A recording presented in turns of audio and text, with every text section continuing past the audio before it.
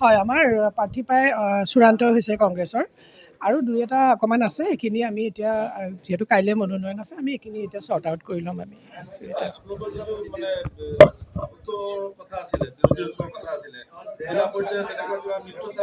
নাই নাই, এতিয়ালৈকে আমি নিজে কংগ্ৰেছে নিজাববীয়াকৈ আমি পঞ্চায়ত ইলেকশ্যনটো খেলিম। ইয়াত কোনো বেলেগ দলৰ লগত আমাৰ মিত্ৰতা হোৱাৰ সম্ভাৱনা নাই।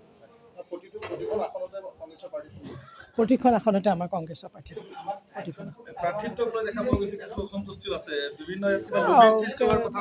কথাবোৰ এনেকুৱা যে নিজৰ ঘৰখনতো ককাই ভাই মোৰ নিজৰ হাজবেণ্ডৰ লগতো টুটুমেমে হৈ থাকে। এইটো আমাৰ ঘৰুৱা সমস্যা, আমাৰ নিজৰ পৰিয়ালৰ সমস্যা। গতিকে এইখিনি গোটেইখিনি আমি চৰ্ট আউট কৰিম। কাইলৈ চূড়ান্ত অলমষ্ট হৈছে আৰু অকণমান আছে, আমি কৰি ল'ম এতিয়া আৰু সেইখিনি গোটেই দিনটো ৰাতিটো পৰি আছে ন, কাইলৈহে দিব লাগিব নমিনেশ্যন। গতিকে কোনো ধৰণৰ সমস্যা হোৱা নাই। চাওক, ৰাজ্যৰ ছেমি ফাইনেল এইটো আমিতো দেখিছোঁ আমাৰ ভাল হ'ব, কিন্তু এতিয়া তেওঁলোকৰ যিবোৰ শুনি আছোঁ যে আমাৰ কেণ্ডিডেটবিলাকক তেওঁলোকে পুলিচ লগাই পেলাই লৈ গৈছে, এনেকুৱা ধৰণৰ। এতিয়া কোনে ভয় খাইছে? বিজেপিয়ে বোলে লৈ গৈছে। মই এইটো এতিয়ালৈকে দেখা নাই, চৰ্চা হৈ আছে। ক'ৰবাত যদি আমি আজি কেণ্ডিডেটজন চাইছোঁ, তেওঁলোকে সেই কেণ্ডিডেটজনক ভয় ভীতি প্ৰদৰ্শন কৰিছে, কৰি পেলাই ধৰক কেণ্ডিডেটৰ পৰা বহাই দিছে বা এনেকুৱা ধৰণৰ কৰি আছে। সাৰা অসমতে, গোটেই অসমতে কৰিছে। গতিকে ভয় কোনে কৰিছে? তেওঁলোকেহে ভয় কৰিছে কাৰণে এইটো কৰিছে। যদি তেওঁলোকে ভয় নকৰিলেহেঁতেন, তেওঁলোকে যি কেণ্ডিডেট দিছে তেওঁলোকক লৈ পেলাই নীতি নিয়ম পঞ্চায়ত ইলেকশ্যন খেলিবলৈ আগবাঢ়ি গ'লহেঁতেন। কিন্তু তেওঁলোকে আকৌ আমাৰ কেণ্ডিডেটক ভয় ভীতি প্ৰদৰ্শন কৰি পেলাই বহুৱাবলৈ ইচ্ছা কৰিছে। গতিকে এইটোত কি বুজিব? তেওঁলোকেহে ভয় খাইছে, আমি ভয় কৰা নাই। আমি একদম অসমত পঞ্চায়ত ইলেকশ্যন আমাৰ খুব ভাল হ'ব। আমি সেইটো একদম পূৰা 100%।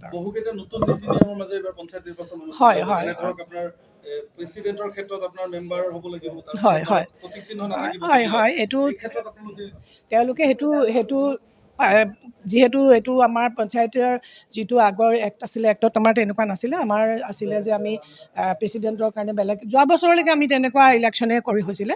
কিন্তু এইবাৰ তেওঁলোকে যে কৈছে যে তেওঁলোকে পঞ্চায়ত সদস্যৰ পৰা প্ৰেচিডেণ্টজন হ'ব আৰু সেইটো তেওঁলোকে পাছ কৰাই লৈছে। এইটো পাছ কৰাই লৈছে, হেৰিয়াত বিধানসভাত পাছ কৰাই লৈছে। গতিকে আমিও সাজু তেনেকৈ। আমি যিহেতু বিল এখন পাছ হৈছে, আমি সেইখনৰ মতে আমি আগবাঢ়ি যাম।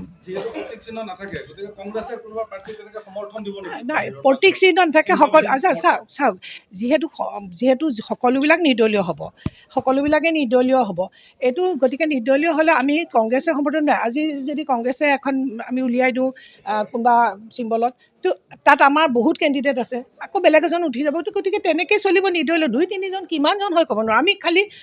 আমি তৃণমূলত আমি আমাৰ কেণ্ডিডেট প্ৰতি ঠাইতেই আছে।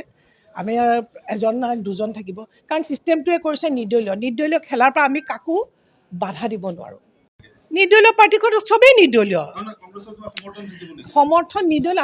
আমাৰ কংগ্ৰেছ দলৰ নীতি নিয়ম, কট্টৰ কংগ্ৰেছী বুলি যি কয়, সেইসকলে যদি কংগ্ৰেছ দলৰ হৈ পেলাই খেলিবলৈ আগবাঢ়ে, আমি তেওঁলোকক লিখি দিব নোৱাৰোঁ যে তেওঁলোক কংগ্ৰেছৰ দলৰ। আমাৰতো চিম্বল নাথাকে, কিন্তু আমাৰ মেণ্টেল ছাপৰ্টটো তেওঁলোকৰ ওচৰত থাকিব।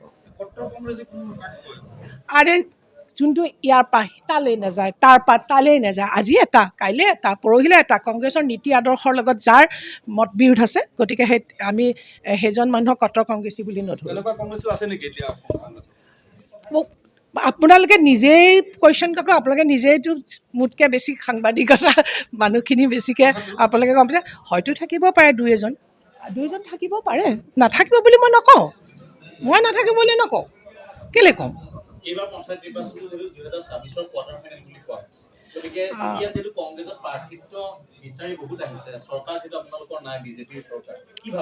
সেইটোৱেইটো আপোনালোকে নিজে গম পাইছে। তাৰমানে মানুহবিলাকৰ মোহভংগ হৈছে বিজেপিৰ প্ৰতি।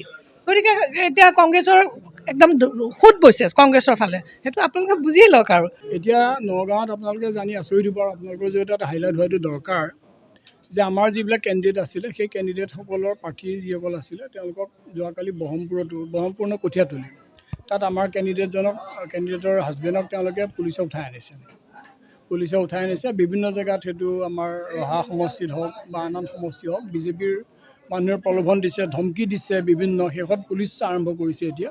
গতিকে এই কথাবিলাক নগাঁও জিলাত এতিয়া এইটো আকৌ আৰম্ভ হৈছে। চামগুৰি যিটো বাই ইলেকশ্যন হৈছিলে তাত তেওঁলোকে যিটো সন্ত্ৰাস কৰিছিলে, এতিয়া পঞ্চায়ত ইলেকশ্যনত তেনেকুৱা এটা পৰ্যায়লৈ গৈছে। গণতান্ত্ৰিক প্ৰক্ৰিয়াতে তেওঁলোকে সুস্থভাৱে ইলেকশ্যন হ'বলৈ দিব বিচৰা নাই।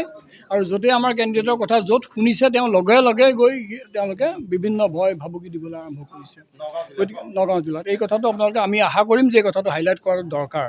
আপোনালোকে যিহেতু অভিযোগ কৰিছে যে বিজেপিয়ে ভয় ভাবুকি দিছে, গতিকে ভয় ভাবুকিৰ বিপৰীতে কোনো প্ৰাৰ্থী ভয়তে বিজেপিৰ লগত তেনেকুৱা বুজাবুজি কৰি ল'ব বা তেনেকুৱা আশংকা আছে নেকি আপোনালোকৰ? কোনো কংগ্ৰেছ যিটো কংগ্ৰেছে ভাৰতবৰ্ষৰ স্বাধীনতা আনিছিলে, এতিয়া কংগ্ৰেছৰ এই হিম্মতটো আছে। আপোনালোকে মনত ৰাখিব যে কংগ্ৰেছৰ হিম্মতটো আছে। কংগ্ৰেছ হাৰ মনা নহয়।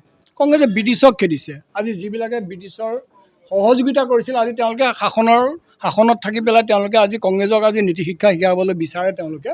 গতিকে কংগ্ৰেছ হাৰি যোৱা দল নহয়। কংগ্ৰেছে এটা ইমান প্ৰতিকূল অৱস্থা এতিয়া তেওঁলোকে টকাই পইচাই ভয় ভাবুকি প্ৰশাসন গোটেই কথাবিলাক ৰাখি পেলাই তেওঁলোকে যি ব্যৱস্থা এক অৰাজক এনাৰ্কি যিটো কোৱা হয় এনেকুৱা চিটুৱেশ্যন কৰিছে। কিন্তু তাৰ উচিত প্ৰত্যুত্তৰ জনসাধাৰণ দিব আৰু কংগ্ৰেছ তাৰ কাৰণে যিকোনো প্ৰত্যাহ্বানৰ কাৰণে আমি সাজু। ডেফিনেটলি আমি যেতিয়াই আজিৰ কামটো কাম আছে অলপ আমাৰ এই কামখিনি আমি অফিচিয়েল কাম কিছু আছে কামখিনি কৰি লওঁ। তাৰ কাৰণে আমি অকল নিৰ্বাচন আয়োগৰ ওচৰতে নহয়, আমি জিলা প্ৰশাসন হওক পুলিচ প্ৰশাসন হওক আমি তাৰ কাৰণে প্ৰতিবাদ কৰিম। আমি আশা কৰোঁ আপোনালোকৰ সহযোগিতা আমি পাম এই ক্ষেত্ৰত। নগাঁও জিলাততো আমি চবেই বুজা পৰাৰ মাজতহে আলোচনা কৰিছোঁ। আলোচনা কৰি পেলাই প্ৰাৰ্থিত্ব দিছোঁ। ক'ৰবাত সাধাৰণ সৰু দুই এটা কথাটো হ'ব পাৰে য'ত মানে 5জন কেণ্ডিডেট থাকিব। ধৰক যে এটা কথা মনত ৰাখোঁ যে 5জন কেণ্ডিডেট থকাটোৱে আমাৰ কাৰণে দেখোন ভাল। মানে যে বহুতে কয় যে কংগ্ৰেছৰ অৱস্থাই নাই, তাৰ মানে আমাৰ 5জন কেণ্ডিডেট আমাৰ টিকেটৰ কাৰণে ইমান হুলস্থুল, তাৰ মানেটো কি? তাৰ মানেটো আমাৰ কংগ্ৰেছৰ দিনটো ভাল। গতিকে এনেকুৱা ক্ষেত্ৰত কোনোবা এজনে প্ৰাৰ্থিত্ব পাব, দুজনে অকণমান মনটো বেয়া পোৱাটো স্বাভাৱিক। কিন্তু প্ৰত্যেকজন দলৰ কংগ্ৰেছ দলৰ মানুহ অতি নিষ্ঠাৱান, অতি দলৰ প্ৰতি আনুগত্য থকা লোক। গতিকে তেনেকুৱা ধৰণৰ চিটুৱেশ্যন আমাৰ নগাঁও জিলাত নহয়। এইটো আমি অফিচিয়েলি আমাৰ নমিনেশ্যনটো হৈ লওক, তাৰপিছত আমি